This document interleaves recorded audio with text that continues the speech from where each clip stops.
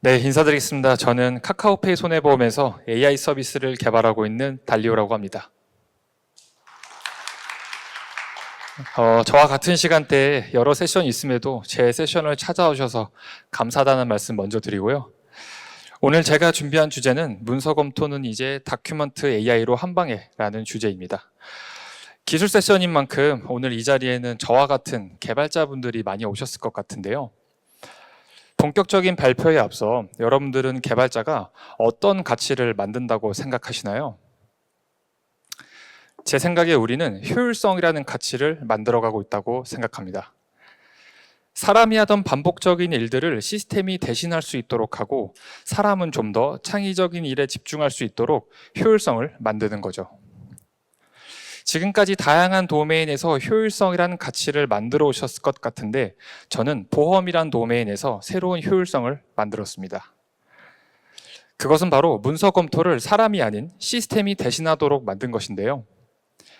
이 시스템의 이름이 오늘의 주제인 다큐먼트 AI입니다.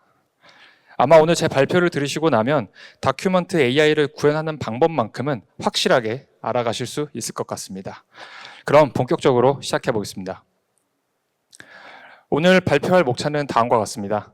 우선 다큐먼트 AI가 카카오페이 손해보험에 왜 필요했는지를 말씀드리고 이어서 이 기술을 어떻게 구현했는지와 구현하는 과정에서 깊게 고민했던 부분들을 공유드리려고 합니다. 그리고 마지막으로 실제로 활용한 모델들을 소개해드리는 순서로 발표하겠습니다. 먼저 카카오페이 손해보험에 다큐먼트 AI가 필요했던 이유를 말씀드릴 건데요. 그 전에 앞서 잠깐 언급드렸던 다큐먼트 AI가 무엇인지 정확한 정의를 말씀드리자면 기계학습과 자연어 처리 등의 기술을 활용하여 문서의 내용을 자동으로 인식하고 처리하는 기술입니다. 좀 더 간단히 표현하자면 문서 내에서 원하는 정보를 자동으로 찾아내는 기술이다 라고 이해하시면 되고 컴퓨터 비전 분야 중 하나입니다. 다큐먼트 AI가 필요했던 첫 번째 이유는 업무 효율성을 높이기 위함인데요. 저희 회사에는 일평균 3,000장의 서류가 보험금 청구를 위해 인입됩니다. 기존 방식대로라면 담당자가 직접 검토하고 승인해야만 고객에게 보험금을 지급할 수 있는데요. 이 서류들을 사내 인력으로 검토한다면 아마 많은 인력이 필요하겠죠. 3,000장이 어느 정도 규모인지 느낌만 살짝 알려드리자면 문서 한 장을 검토하는데 1분이 소요된다고 가정했을 때 무려 50시간이 걸리는 분량입니다.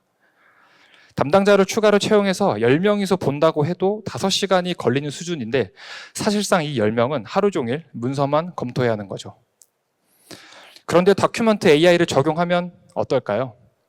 담당자를 거치지 않고 시스템 단에서 문서 검토가 끝나기 때문에 고객에게 보험금을 즉시 지급할 수 있게 됩니다. 두 번째 이유는 기술 주권을 확립하기 위함인데요. 사스형 서비스를 사용하면 직접 개발할 필요도 없고 가장 빠르지 않나라는 생각이 드실 수 있습니다. 그런데 저희 회사는 금융업에 속하기 때문에 고객의 문서를 외부로 노출하는 것이 상당히 리스크가 큽니다.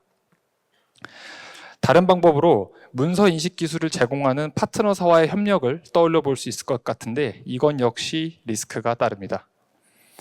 실제로 파트너사의 API 하나를 연동하기까지 상당한 커뮤니케이션 비용이 들고 무엇보다 그 계약 관계에 의존해야 하는 것이 가장 큰 리스크입니다. 그래서 이 두 방법 모두 적합하지 않다고 판단했고 외부 환경에 휘둘리지 않으면서 안정적인 서비스를 운영하려면 직접 개발해야 한다고 생각했습니다. 그렇다면 이 다큐먼트 AI 기술 어떻게 구현했을까요? 저희 회사는 휴대폰 보험 서비스를 통해 고객의 휴대폰이 파손된 경우 수리비를 보상하고 있습니다. 고객의 수리비가 얼마인지 확인하기 위해 영수증 제출을 요청드리고 있고 영수증은 화면 우측과 같이 생겼는데요. 오늘은 이 수리비 영수증을 통해서 구현 방법을 설명드리려고 합니다.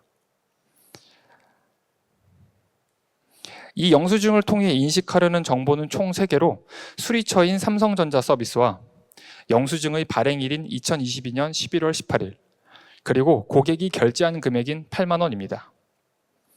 우측의 제이슨 데이터가 영수증의 최종 인식 결과고 실제 업무에서 요구하는 인식 정보는 더 많지만 이해를 돕기 위해 일부만 반영하였습니다.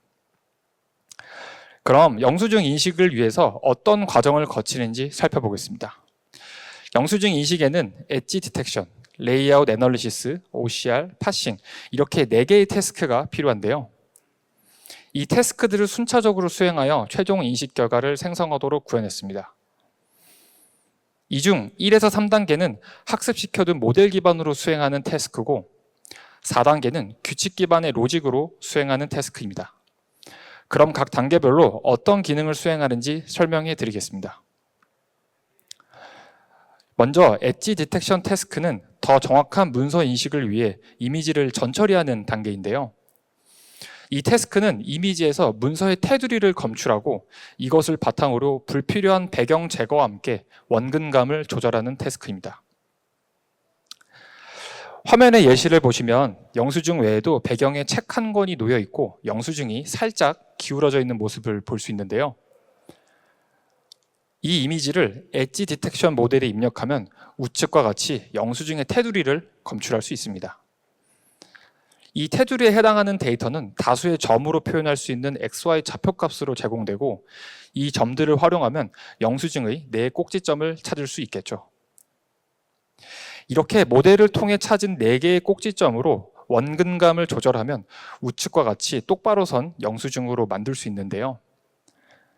참고로 원근감 조절은 오픈CV가 제공하는 퍼스펙티브 트랜스폼 기능을 사용하여 구현했습니다.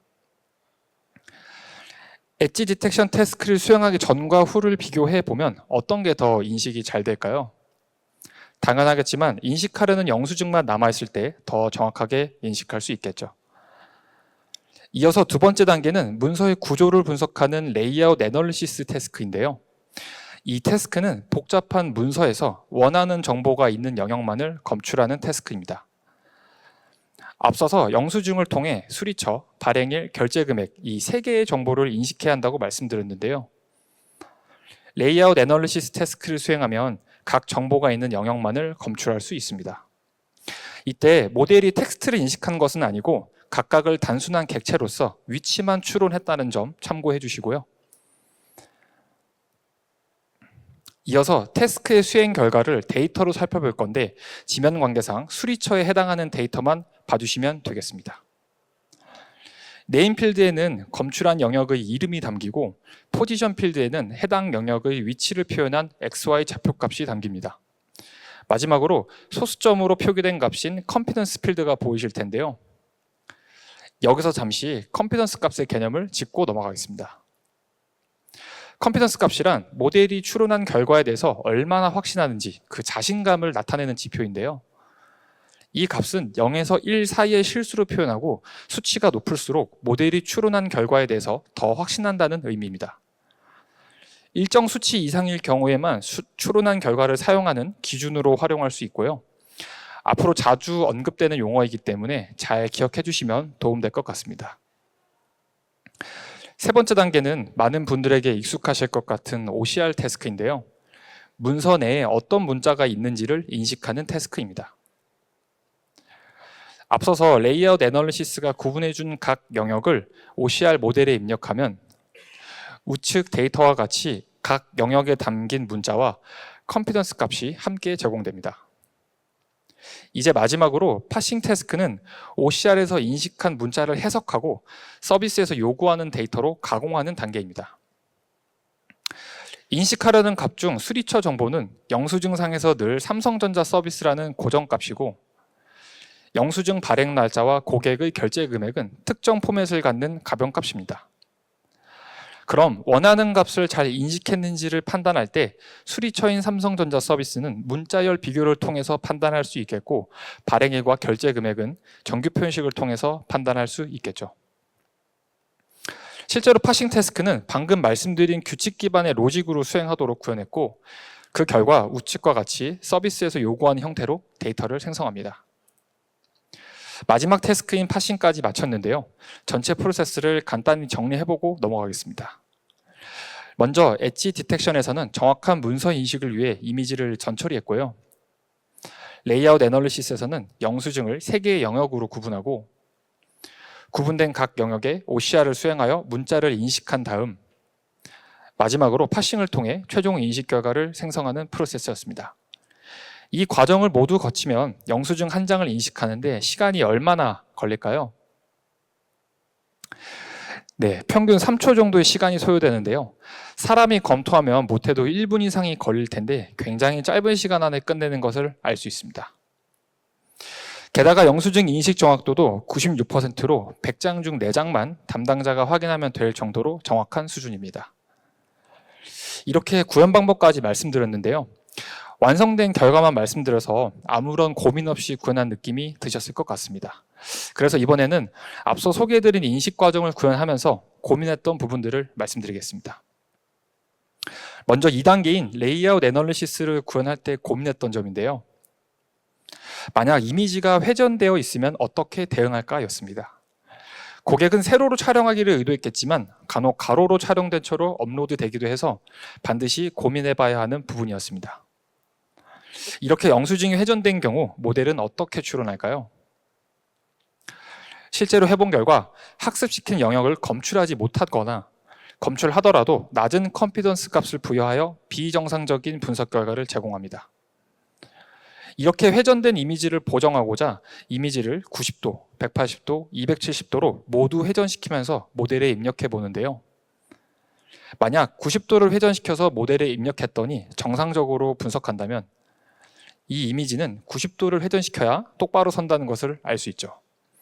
그러면 이것을 바탕으로 이미지를 보정하여 레이아웃 애널리시스는 정상적으로 수행할 수 있게 됩니다.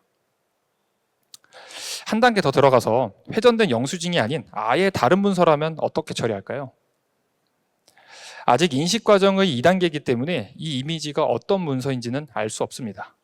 그래서 이건 역시 동일하게 새 각도로 회전하여 분석을 시도해 보는데요. 이번에는 영수증이 아닌 아예 다른 문서이기 때문에 새 각도로 회전시켜 봐도 모두 비정상적인 분석 결과가 나옵니다. 이 결과를 토대로 현재 인식하고 있는 이미지는 영수증이 아니라고 판단할 수 있고 이후 프로세스는 진행하지 않습니다. 즉, 영수증이 아닌 경우 필터링이 가능한 것이죠. 앞선 고민들을 해결하면서 알아낸 레이아웃 애널리시스의 효과를 다시 정리해보면 주 목적은 영수증의 구조를 분석하는 것이지만 분석 결과를 바탕으로 회전된 영수증을 정방향으로 세울 수도 있고 영수증이 아닌 경우 필터링까지 할 수 있어서 활용도가 높은 태스크였습니다. 다음으로 고민했던 것은 4단계인 파싱을 구현할 때 있었는데요. 파싱의 앞단계인 OCR에서 문자를 오인식한 경우 이것을 보정하는 방법에 대해 고민했었습니다. 가령 삼성전자 서비스의 전이라는 글자를 진으로 인식하고 서라는 글자를 아예 인식하지 못한 건데요. 단 2글자만 틀렸는데 원하는 텍스트가 없다고 판단하기에는 너무 아쉽겠죠. 그래서 약간의 오차를 허용하기 위해서 레빈슈타인 디스턴스라는 알고리즘을 적용했습니다. 이 알고리즘은 편집거리 알고리즘 중 하나로 두 텍스트의 유사도를 판단할 때 사용합니다. 원리는 간단한데요. 비교 대상이 텍스트와 동일해지려면 몇 번의 수정이 필요한지를 카운팅하고 그 횟수를 거리로 표현하는 방식입니다. 이 알고리즘을 예시에 적용해보면 진과 서 2글자만 수정하면 되기 때문에 거리는 2입니다. 이 거리가 특정 수치 이하면 동일한 텍스트로 간주하는 규칙을 적용했는데요. 이런 방식으로 약간의 오인식을 허용하도록 하고 있고 만약 너무 달라서 허용 범위를 넘어선다면 담당자가 문서를 직접 확인하는 방식으로 운영 중입니다. 이제 마지막으로 어떤 모델들을 활용했는지 소개해 드리겠습니다.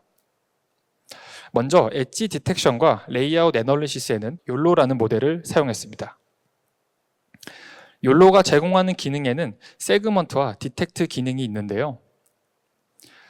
저는 세그먼트를 엣지 디텍션에 활용하고 디텍트를 레이아웃 애널리시스에 활용했습니다. 세그먼트와 디텍트의 차이점을 말씀드리자면 세그먼트는 객체를 검출할 때 다각형으로 정교하게 검출하는 반면 디텍트는 객체를 사각형으로만 검출할 수 있습니다. 학습 데이터의 차이에 대해서도 말씀드리자면 사실 엣지 디텍션에 사용되는 세그먼트는 영수증뿐만 아니라 문자가 인쇄된 종이라면 모두 검출하도록 학습시켰습니다. 그래서 학습 데이터도 특정 문서가 아닌 문자가 인쇄된 종이와 배경이 있는 이미지라면 모두 활용할 수 있고요. 이렇게 학습시킨 모델은 다른 문서를 인식할 때도 재사용하고 있습니다. 반면 레이아웃 애널리시스에 사용되는 디텍트는 영수증의 특화된 구조를 분석하는 것이기 때문에 학습 데이터 역시 영수증 이미지만을 활용했습니다. 다음으로 OCR 태스크에는 트랜스포머 기반인 TROCR을 활용했습니다. TROCR을 선정하기까지는 시행착오가 꽤 길었는데요. 처음에는 테서렉트와 EasyOCR이란 오픈소스를 검토했었습니다. 둘 다 한글 인식을 지원하고 파이썬 라이브러리도 제공해줘서 사용하기는 편했습니다. 그런데 모델을 개선시키기 위해 학습 데이터를 만드는 과정이 너무 복잡했고요. 그래서 민첩한 서비스 대응이 어려울 것으로 판단하여 도입하지 않았습니다. 반면 TROCR은 허깅페이스에 공개된 사전 학습 모델의 정확도가 우수했고 엔드투엔드 학습 방식을 갖고 있어서 개선 사항이 생겼을 경우 추가로 학습시키는 것도 타 모델 대비 간편했습니다. 높은 정확도 덕에 서비스에도 바로 적용할 수 있고 개선 사항이 생길 경우 민첩하게 대응할 수 있어서 TROCR을 도입했습니다. 활용한 모델들을 다시 한번 정리해보면 엣지 디텍션에는 욜로 모델의 세그먼트 기능을, 레이아웃 애널리시스에는 디텍트 기능을 활용했고 마지막으로 OCR 태스크에는 TROCR을 적용했습니다. 현재 저희는 이 모델들을 사용하기 위해 AWS의 G4DN X라지 장비를 사용하고 있는데요. 개발, 베타, 운영, 각 페이지별로 한 대씩 사용하고 있습니다. 이 장비들의 비용은 얼마나 들까요? 네, 각 장비의 시간당 비용은 800원으로 총 시간당 비용은 고작 2,400원 수준입니다. 좀 더 직관적으로 한 달 기준으로 계산했을 때 170만 원 정도인데 문서 검토를 위해 추가 인력을 채용하는 것에 비하면 훨씬 저렴하다는 것을 알 수 있습니다. AI 서비스도 적은 비용으로 운영할 수 있다는 사례로 봐주시면 좋을 것 같고요. 오늘 제가 준비한 내용은 여기까지입니다. 여러분들이 지금까지 들으신 내용은 제가 지난 7개월 동안 구현한 사례인데요. 사실 저는 AI를 전공하지 않은 7년차 백엔드 개발자입니다. 솔직히 말씀드리면 AI 지식이 전혀 없었던 제가 다큐먼트 AI를 개발할 수 있을까라는 의구심을 갖고 시작했었습니다. 개발하는 과정은 예상했던 대로 역시나 험난했고 중간에 너무 어려워서 포기하고 싶은 순간들도 있었는데요. 그럼에도 보험 서비스의 가장 큰 병목 구간인 문서 검토를 자동화한다는 것이 저에게는 굉장히 큰 매력으로 느껴졌습니다. 그래서 포기하지 않고 지금의 결과물까지 완성할 수 있었던 것 같은데요. 여러분들도 각자 계신 위치에서 새로운 효율성을 향한 작은 도전 하나 만들어 보시는 건 어떨까요? 지금까지 테크인슈어런스 카카오페이 손해보험의 달리오였습니다. 감사합니다.